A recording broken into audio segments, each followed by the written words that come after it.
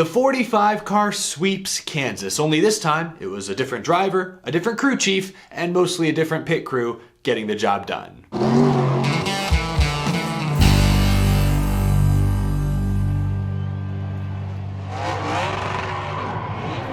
How's it going, y'all? My name is Eric. Welcome to Out of the Groove, Kansas Race Review Edition. We're talking playoffs. But before we can discuss the winner, look at the playoff standings, talk about the top finishers, who had problems today, spoiler alert, it was about half the playoff field, we have to thank today's sponsor, LubeGuard. LubeGuard brings you the original instant torque converter shutter eliminator, LubeGuard Instant Shutter Fix. It's easy to use, it eliminates hard shifting, vibration, chatter, and it works with all conventional, synthetic, and low viscosity automatic transmission fluids. LubeGuard Instant Shutter Fix can be purchased through Advance, AutoZone, CarQuest, Napa, O'Reilly, Pep Boys, or online at Amazon.com. Visit Shutterman.com, that link is down in the description to find out more, or visit LubeGuard.com, I'll also put that link down in the description to check out the rest of their amazing products. Thank you to LubeGuard and the LubeGuard Instant Shutter Fix for sponsoring this episode. I want to begin with the winner of this race, Bubba Wallace. He is not in the Drivers' Championship, but his car is still very much eligible for the Owners' Championship, which is what pays the biggest bucks. I can already see people in the comments saying, oh, Bubba only won this race because of the car. That's the same car that won here back in May. And that's why I led off the show the way I did, because no, it's not the exact same car, and it's not the exact same people working on it. They basically just swapped out the stickers. This is still the 23 team. Booty Barker atop the pit box calling the shots as the crew chief, Bubba Wallace the driver. The pit crew, of course, has seen several movements and changes throughout the season in an attempt to improve performance. But at its core, no, this is the 23 team we've seen all season long. They just have a 45 sticker on the side. Now, you aren't wrong. Toyotas across the board have been great at Kansas this year. All 6 main Toyota teams finished inside the top 10 back in May. Today, you had, 3 in the top 5? Bell and Hamlin right behind Bubba. So sure, Toyota is fast today. 23-11, once again, great at Kansas, but this isn't the exact same team or the exact same car that Kurt Busch won with back in May. People always look to disqualify any success Bubba Wallace has. We know he's very polarizing. We know he has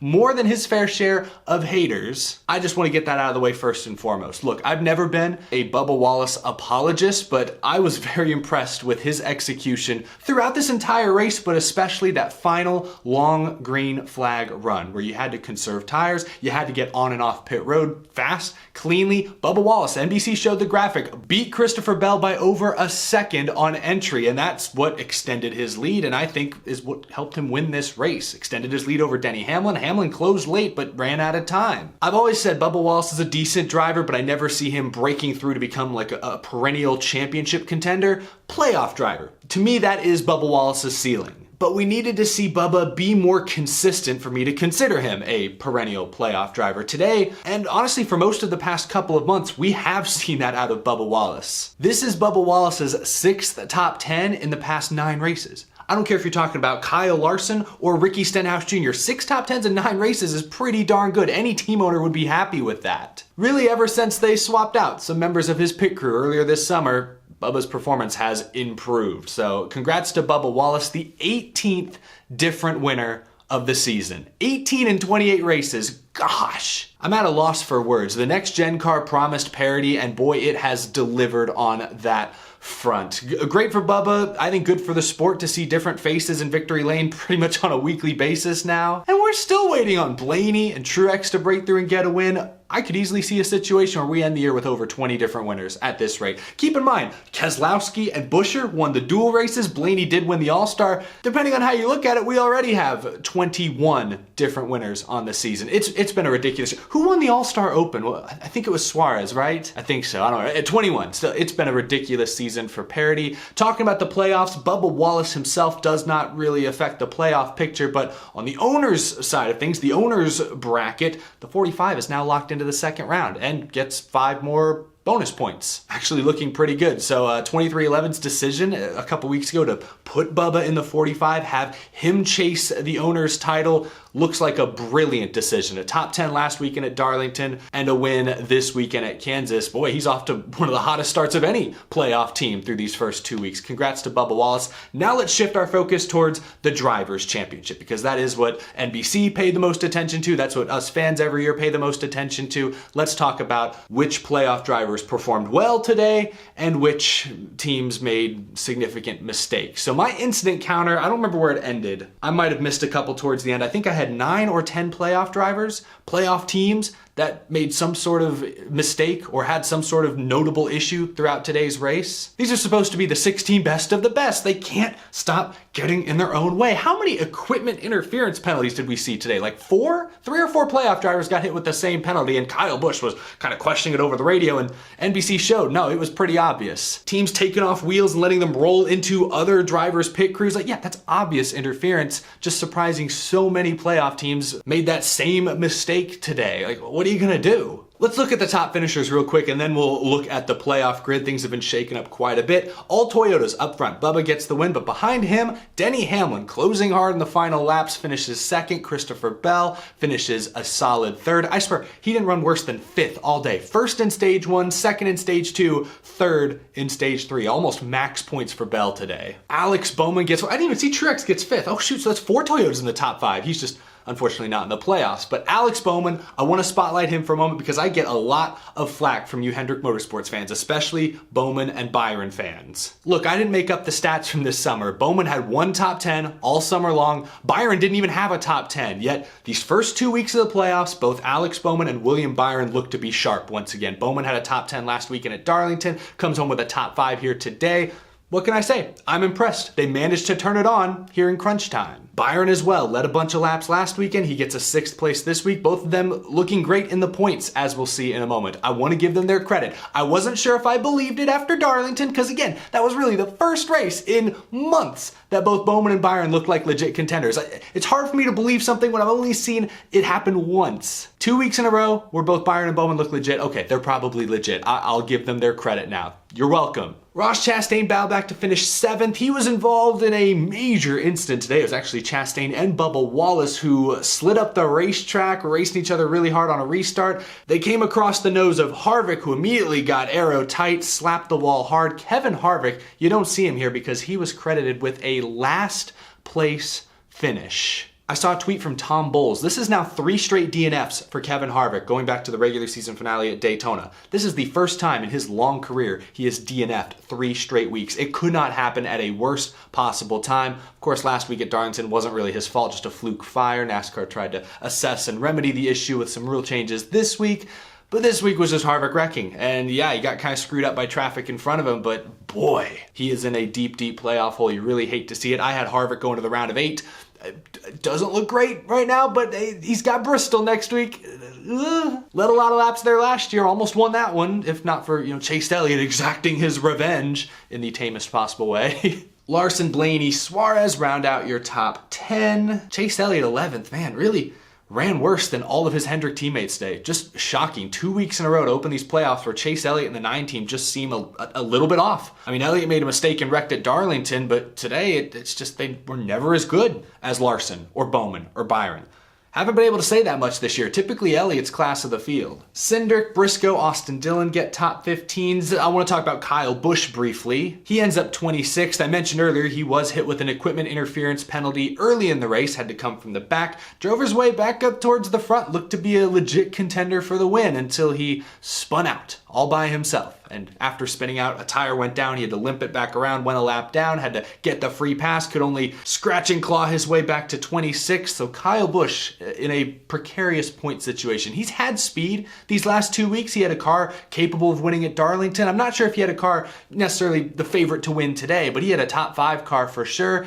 And 2 straight weeks, not the finishes he likely deserved. That kills you in the points, unfortunately, especially considering Busch only 1 win in the regular season, not as many playoff points as some of the guys he's racing around. I tried doing some research during the race because it just feels like Busch has spun out on his own way more this year than I'm used to seeing. And just doing a couple quick Google and YouTube searches, I counted at least 8 times this year Kyle Busch has basically spun out on his own. You could argue 7 because there was one at Charlotte. He was racing Suarez. Maybe that one wasn't all on him. But I counted 8 times where he spun out pretty much all on his own this season. I don't know if that's high for Busch or low, but it seems kind of high, right? All by himself, just spinning out? I don't know. I want to talk about another playoff driver who DNF'd real quick, Tyler Reddick. He was leading this race when suddenly the right rear went flat. He slapped the outside wall, broke something underneath the car. He DNF'd. Really disappointing finish to what was a promising weekend for Reddick. He had one of the fastest cars in the short practice session yesterday over the 5, 10, 15 lap runs. We saw a lot of left rear tire issues here in May.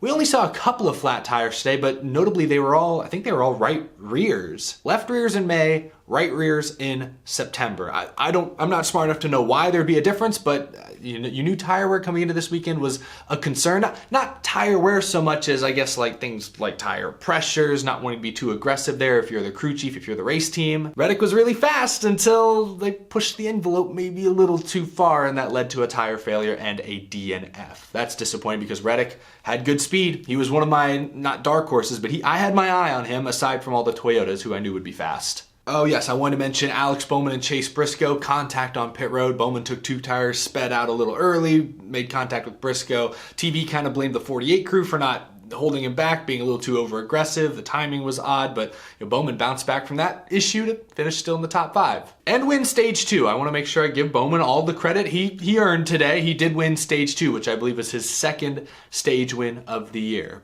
Coming at a good time. Here are the playoffs after race 2. After next week's race at Bristol, Saturday night, the bottom 4 here will be eliminated from championship contention. Christopher Bell has not won, but because he collected so many points today, he is effectively locked into the next round on points, plus 58.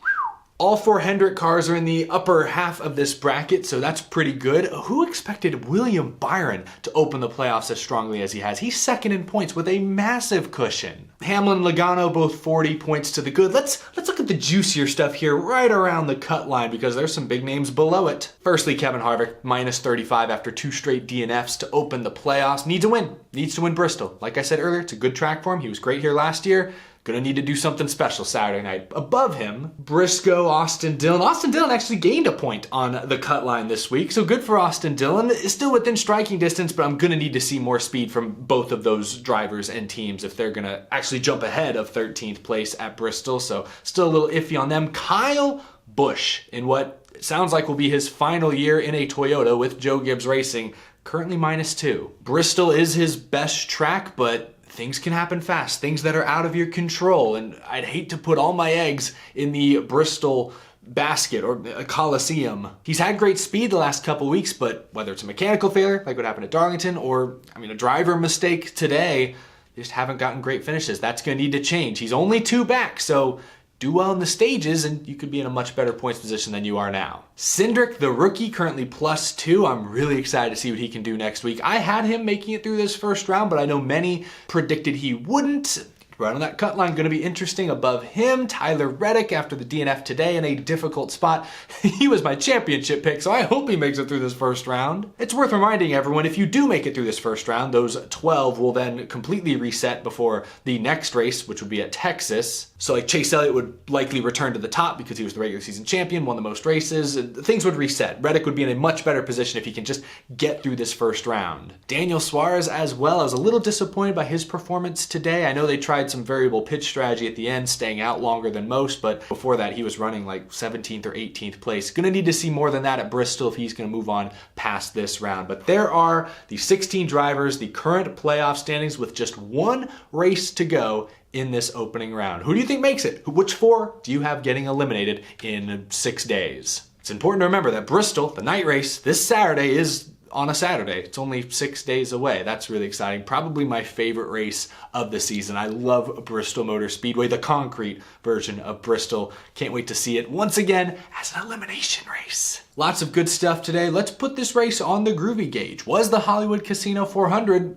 a good race? Yeah, I sound like a broken record at this point, but once again, this race had a little bit of everything. Playoff drama, contenders making mistakes, shuffling the leaderboard, an underdog winner, Bubba getting his first win of the season, another new winner on the record books. I never knew who had the best car today. Like, I knew Toyota was going to be fast. Christopher Bell won stage 1. That didn't surprise me, but Denny Hamlin, I know he had some issues on pit road. He was stuck back in traffic, but Hamlin was often lagging behind the other Toyotas. Suddenly in the closing laps, he's the fastest of them. Where'd that come from? Hendrick Motorsports was great. At one point, Bowman, Byron, and Larson were the top 3, and I'm not talking about early. I'm talking about in stage 3, towards the end of this race. It was all Hendrick up front for a period of time. Even some of the Fords looked decent. Logano, Blaney, at times I thought they might be the fastest cars in the field. They were working their way through the top 10 quickly. It was tough to pass, especially up front. The preferred lane was right up along the outside wall, and if you tried to move down, get some clean air, you were just at a disadvantage. That's not the preferred groove. So some frustrations there for sure. The only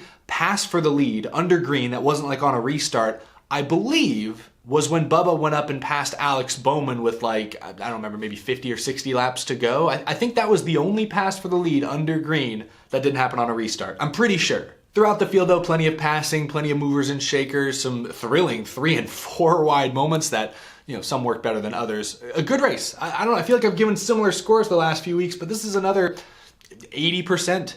Yeah, the ending was a little stale. There were really only 2 or 3 guys even remotely in contention, and you know, Hamlin never got within a second of Bubba Wallace. But besides that ending, I still thought it was a great race. The first half, far more chaotic than the second half. Spins, wrecks, tire failures, issues on pit road. Second half was a little more straightforward, business as usual. The best bubbled to the top pretty quickly, but I still thought it was a good race. I think the most deserving teams finished up near the front, so I'm happy. I'm in a good mood. Good race. Share your thoughts down in the comment section below. I'm just happy this one wasn't affected by rain. Like, almost half the cup races since NBC took over have been affected in some way, shape, or form by the weather. Hardly a cloud in the sky out in Kansas City today, so that was pretty great to see. I hope you guys enjoyed the race. Again, let me know your scores down in the comment section below. How'd your favorite driver or favorite playoff driver fare today? Do you think my analysis was fair or maybe a little too hard or too easy on them? Let me know down in the comments below. But that's gonna do it. Thank you all so much for watching this video. If you're new to the channel, be sure to hit that subscribe button down below. I react to every NASCAR Cup Series race just like this one, and we cover the latest news during the week. As always, a big thank you to my Patreon supporters as well. We'll be back later this week. Reports from The Athletic say Kyle Busch will be making his official 2023 announcement Tuesday, just a couple of days. So I will see you all again very, very soon. Have a wonderful rest of your weekend.